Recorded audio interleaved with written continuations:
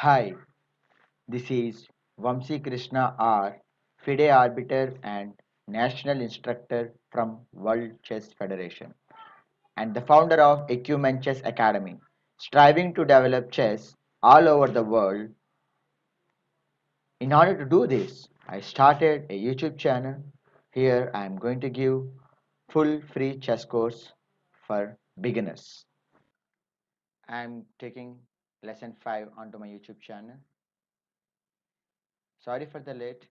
From next video, I will try to keep a video in a week. In lesson 5, we are going to cover these 4 points.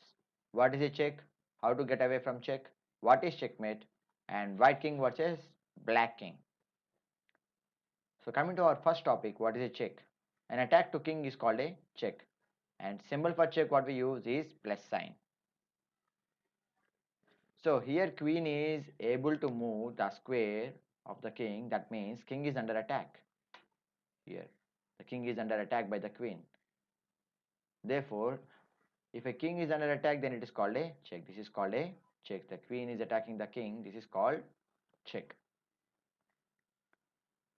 Here you can find examples. With different pieces we can check the king. We can attack the king. With the rook also we can attack the king. See, the rook on b5 is attacking the king on b8. And bishop on h6 is attacking king on f8. And knight on d2 is attacking king on b2. And rook on h4 is attacking king on h1. I just kept all this for understanding purpose. We cannot place 4 kings on one board. I just kept so that no need to show different types of positions. I can show all in one. Here even a pawn can give a check. A least valued pawn can also give a check. Here the pawn on d7 is attacking the king at e8. And here in reverse the same. The pawn on f2 is attacking king on e1. How to escape from check? Now till now we have seen how to give a check. Now we have to escape from the check. When the king is in check, it is our first priority to save the king first. We can save the king in 3 ways. One is by capturing the attacker, 2 is interposing the attack, and 3 move to a safe square. Here 3 ways to respond when the king is in check. Here my queen on e3 is attacking the king on e8. And pawn on f4 is attacking e6 square where the queen is standing. Therefore, the pawn can capture. That is number 1. I can stop the check by capturing the attacker. Number 2, blocking. The bishop from a3 can go and block the check at e7. The bishop can go and block the check at e7. That is second way of saving the king from attack. And third way is moving to any of these 4 squares. Those are either d8, d7 and f8, f7. So if the king moves to any of these 4 squares, the king is safe. What is checkmate? If we cannot save the king in these 3 ways below, the thing what we have learned till now, capture, interposing, move to a safe square, and the king is said to be checkmated. And the symbol for checkmate is ash.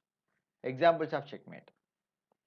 Here the rook is attacking the king and the rook is protected by the bishop at a6.